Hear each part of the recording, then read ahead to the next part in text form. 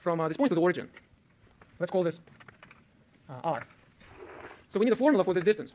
And in 2 dimensions, we know that this distance is computed by a very simple formula, namely square root of the x squared plus y squared. And now the formula is going to be very similar. It's going to be the square root of x squared plus y squared plus z squared.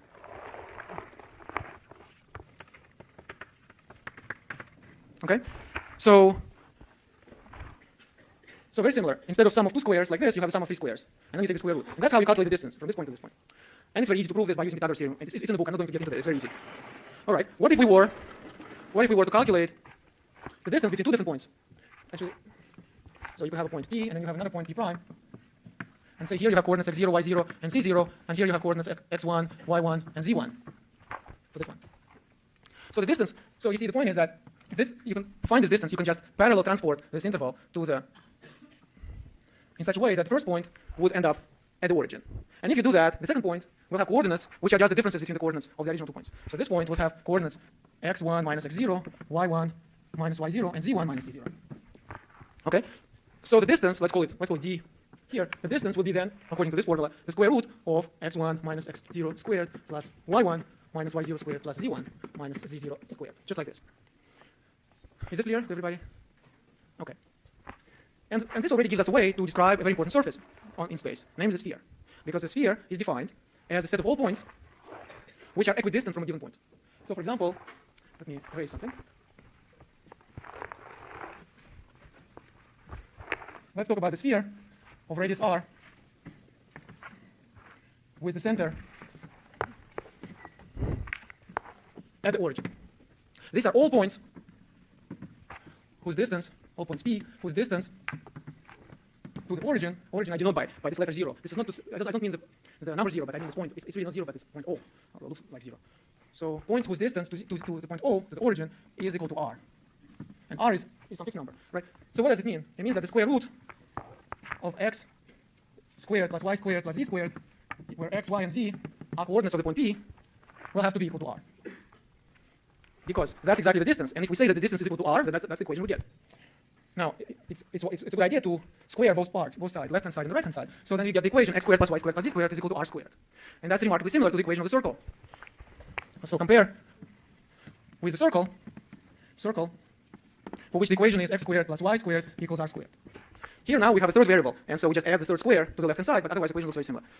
So now we have the equation of the sphere with the center at the origin. And again, you see, remember the rule which I explained to you at the very beginning, that if you want to calculate the dimension of an object, you have to take the dimension of the ambient space, in this case 3, and subtract the number of equations. Here I've written 1 equation, so the dimension drops by 1, and we get a 2-dimensional object. So we get a sphere, which is 2-dimensional. 2-dimensional object. It is a surface. Surface is by definition a 2-dimensional object. And likewise, we can write the equation for a sphere which is centered not at the origin, but at any given point, by using this formula. So if I say that this is equal to r, that would be sphere of radius r centered at the point P.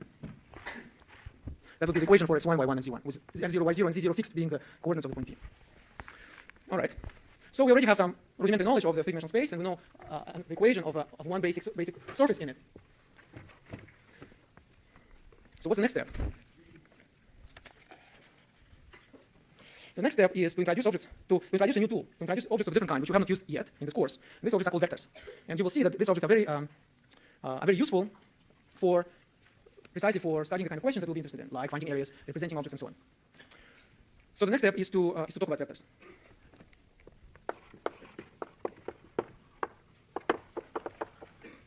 So how many of you know vectors? All right. So maybe we should just go home. Okay, but let me just go briefly give you an overview, so I will not dwell on it too much then. So what is a vector? A vector is an object which is different from numbers, which we have studied so far. So far we studied different objects. We know numbers, we know points, for example, on the plane. Points on the plane are not numbers. They are represented not by a single number, but by 2 numbers. Right? And in fact, they're more somehow than 2 numbers, because a point is a geometric object which is positioned somewhere on the plane or in space. So a point is something which has a position, which is a position on the plane or in space. And a vector is an object of yet another kind, which is characterized by 2 properties. It has a magnitude or length, and it also has a direction. So we usually draw vectors as directed line segments. So it is convenient to draw a vector as a line segment like this, connecting a point A to a point B. And you see, when I do that, I give it 2 properties. One is the direction, because its arrow points in that direction. And the second is magnitude, or the length. And the magnitude is the distance between the point A and point B. Okay? But now the question is how are we going to represent vectors in practice? In other words, in practice we will represent points by their coordinates. So we should discuss also how to represent vectors by something like coordinates and various operation of vectors. What kind of things can we do with vectors? And here there is a subtle point, which is very important, which is that in fact a vector is not really a picture like this, but vector is really what I said, something which is just determined by its direction and its magnitude. In other words, if you take a parallel transport of this, if you just move it to another pointed or directed segment like this, with say points A prime and B prime, and you make sure that the directions are exactly the same. In other words, that these two lines are parallel and they point in the same direction, and the lengths are the same. And actually, we will not distinguish between these two vectors. You see, we will not distinguish between them. So the vector is not really a pointed segment or directed segment. It's a whole class of directed segments. A vector is one representative of this vector. This is one possible way to represent our vector as a directed segment going from the point A. But you might as well start at the point A prime, and you would represent exactly the same vector. So usually we will denote vector by a small Latin letter like A, and we'll put an arrow above it. And in the first approximation, you can really think of a vector as just an arrow like this, which has direction and magnitude, but you have to realize that many different arrows represent the same vector. Namely, all parallel arrows, parallel to each other, pointing in the same direction, of the same length, represent the same vector. So then, of course, the question is how can we possibly work with these guys, because there are so many possible ways to represent them. Well, that's where we have to start using our coordinate system.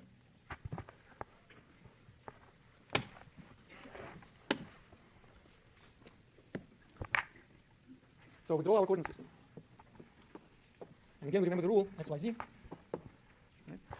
Now, as I said, the same vector A could be represented in many different ways. But to find such a way, we have to pick the initial point. Once we pick the initial point, then it's already the arrow is determined by that, if we're drawing that vector A.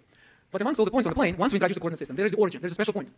So we might as well draw a representative from this class, from this whole set of possible arrows representing this given vector. We can draw one of them which starts at the origin of this three-dimensional coordinate system. So the result is, and I'm trying to draw it parallel to this one in some sense, but although in my previous discussion I was kind of working on the plane, but now I'm working in space. So in fact this endpoint is not necessarily on the plane, it's not necessarily part of the blackboard, but it could be again hanging somewhere in the middle, like on this picture, right?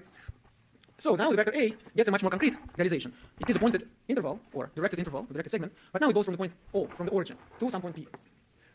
So that's already much less ambiguous. In other words, once you introduce a coordinate system, you have a preferred representative for all possible arrows giving you the same vector. And then what we'll do is we will write that A is equal to OP. Or in this case, we'll write that A is equal to AB or A prime B prime. In other words, different notation in which you use the initial point and the end point, and again put the arrow on top. So from this point of view, it looks like a vector is essentially just determined by its end point, because we agree to use as the initial point the origin. So the only freedom we have is where to put the end point. So it looks, at first glance, it looks like there's no difference between the vector and the point. But this is misleading. You have to realize that this is misleading, and actually there's a lot more to the vector than there is to a point. Even though when we represent it in this way, the vector will essentially be determined by its end point once you center it or make the initial point to be at the origin. And really the main difference is in the meaning of this, in the physical meaning, physical interpretation of a vector as opposed to a point. The point is just a point. It's located somewhere, and it knows nothing about the rest of space. But vector really is something else. Here we talk about a vector being a pointed interval. But in fact, a much better way to think about it, of a vector, is much better to think that a vector is a transformation of space. A vector is a shift of space. Because what do you need to know? If you want to shift something, what do you need to know? Well, it will be much easier to express this instead of a three-dimensional space. It will be much easier to explain this on the plane. So let's use this analogy. So I have this table, I have this chair, okay? So it's on the plane. So think of it as a kind of representation of a point on the plane, where the plane is the floor, or the podium, really, okay? So I want to shift it, so I move it in this way. What do I need to know? What do I need to say in order to explain how to move it? In other words, if I ask one of you to move it, I have to explain which direction and how far, right? So, and suppose I ask you to shift everything. In other words, I can ask some workers to come here and shift this podium. I would say I want to be closer to you, so I want to move this podium, whatever, 1 yard closer. What does it mean? It means that each point of this podium will be moved by 1 yard in the same direction. That's the vector. A vector is a rule by which you shift all points. And then if you look at a particular point, like a point A, then a vector will displace it or shift it to a point B. If you look at another point, A prime, this same vector, this same rule, will shift it to a point B prime. And the origin will shift it to this point B. So this is a much better way to think of a vector as a rule for displacement, for sort of parallel transport of the entire plane or the entire space. If you have such a rule, then you know where each point goes. And that's what each arrow represents. And now it becomes much more clear why different arrows, as long as they are parallel and have the same magnitude, correspond to the same vector, because they're part of the same rule, part of the same shift rule. You see what I mean? Yeah? Any questions about this? This is an important point to remember, to kind of understand better what's the kind of stuff that we're going to do with vectors. All right. That's sort of physical interpretation. But now, more concretely, we would like to work with vectors and try to represent them in much the same way as we represent points, say. So a point has 3 coordinates. So now we want to represent vectors also in a very concrete algebraic way. What I talked about up to now is kind of geometry. I draw pictures and I explain the geometric meaning. But now I would like to do some algebra. I want to represent my vectors by some coordinates or some algebraic objects. And it's clear what we need to do. We simply need to place the vector, the initial point of the vector, at the origin, and we have to keep track of the endpoint. And the endpoint we already learned how to describe. We describe it by its 3 coordinates: x0, y0, and z0. Right? So if that's the case, then we will write the following. We will write that A is equal to x0, y0, and z0. So what happened? we're using exactly the same information as the information provided by the point P. But because now the point P is really not the central object, but it's something which is just sort of an auxiliary object, which we just use to understand the vector, because that's the endpoint for the pointed interval which we obtain when we apply our displacement at the origin. Right? So the point P sort of plays a secondary role here. Nevertheless, the point P has a very nice representation by x0, y0, and z0. So we might as well use this information because it uniquely determines our vector. Because we agree that the initial point is at the origin. So all we need to know is the endpoint, and the endpoint is just this. So that's why this information is sufficient to represent a given vector. But when we write it like this, we want to distinguish this notation from the notation which I use for the point P itself. For the point P itself, we use notation with round brackets. And we don't want to write it here like this, because if we were to write like this, we would be saying that this is a point. But it's not a point, as I keep trying to explain to you. It's not really a point. The point in question here, namely the point P, is really just the endpoint of the vector. But the vector has a lot more, it carries a lot more information, or has a different geometric interpretation than just the point. So we have to separate the notation for the vector and the notation for the point. And the way we do it, we use these angular brackets instead of the round brackets. And to someone, it may appear like we are too pedantic, and it may appear like, what's the difference? Well, the difference is, we'll see now, that the vectors actually have a lot of structure. We can add two vectors to each other, we can multiply a vector by a scalar, and so on. A point doesn't have such a structure. Points don't have such structure. We're not allowed to add 2 points. We're not allowed to multiply a point by a number. A point is just a point, it's static, it just sits there. A vector is a kind of a dynamic thing, which, as like I said, is a transformation of the space, of shifting everything in the same direction and by the same magnitude. So if you have two vectors, two such shifts, you can actually do them one after another, and therefore you get a third vector, you get the sum of the two vectors, and so on. So in that sense, a vector really is a different object than a point, and that's why we really have to distinguish between vectors and points and use a different notation. So this is notation number 1. Notation number 2. We, amongst all the vectors that we have on the plane, we introduce the basic ones. The basic ones are the vectors which go from the origin in the direction of one of the 3 axes. I mean, from the origin in case you want to apply to the origin, but in fact, as I said, you can apply to any other point as well. So these are the following 3 vectors.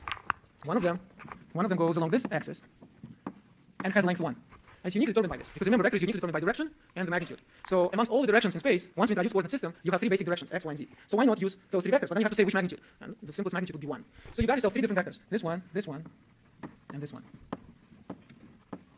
And we'll call them I, j, and k. Okay?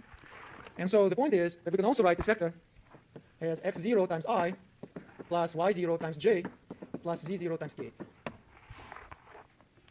In other words, we can decompose any vector as a combination of multiples of the 3 basic vectors. Which, of course, immediately begs the question as to what do I mean by addition, by the addition of vectors, and what do I mean by multiplication of a vector by scalar. But I'm kind of slightly jumping ahead because I know that you already know most of this material. Let me just remind you that a simple rule how to add 2 vectors. There's a so-called parallelogram rule. Do you remember the parallelogram rule? Yes or no? No? Oh, someone said, yeah, but most people don't remember. Should I remind you? I remember. Okay, so the rule is like this. If you have 2 vectors, a and b, and you want to calculate what is a plus b, then the way you do it is you apply the 2 vectors to the same point. Again, a vector is a rule, it's a displacement rule. So each point knows where it goes. Right? So now we have 2 vectors, so we have 2 rules. So let's apply both of them to the same point. And it depends, in the problem you're solving, there will be some natural point to which you would want to apply them. Now, to find a plus b, what you need to do is you need to draw a parallelogram which is spanned by these 2 vectors. In other words, you draw a parallel line to this one, parallel to this vector. And at this point, you draw a parallel line to this vector. So this and this are parallel, and this are parallel. And then these 2 lines will intersect somewhere. And that's the endpoint of the sum. So that's the vector a plus b. If this is a and this is b, then that's a plus b. Explanation of this rule. Like I said, it's better to think of a vector as a displacement rule. So now you've got yourself 2 displacement rules, a and b. Each of these rules can be applied to any point whatsoever. Okay, let's apply first of them a, and then apply b. Consecutively, let's apply them one after the other. So first we apply a. Now we have to say to which point do we apply it? Well, let's apply it to this point. The end result is that we get here, to this point. After this, I would like to apply the displacement rule b. And like I said, displacement rule b can be applied at any point. Here I drew the result of its application to this point. What will be the result of its application to this point? Well, I have to take a parallel line of the same length. This will be a directed interval which will represent the same vector, right? So I end up, the net result of these two displacements, this one and this one, is that I end up at this point. That's why the composition of the 2, or the sum of the 2 vectors, is this vector. So it's a very simple geometric interpretation. If you draw the picture using this parallelogram, it's called parallelogram rule. If you draw it using this triangle, it's called a triangle rule. But the meaning is the same. Is this clear? Okay. We can also multiply vectors by scalars. When I say scalar, I just mean usual numbers, real numbers. What does it mean? Well, here we should think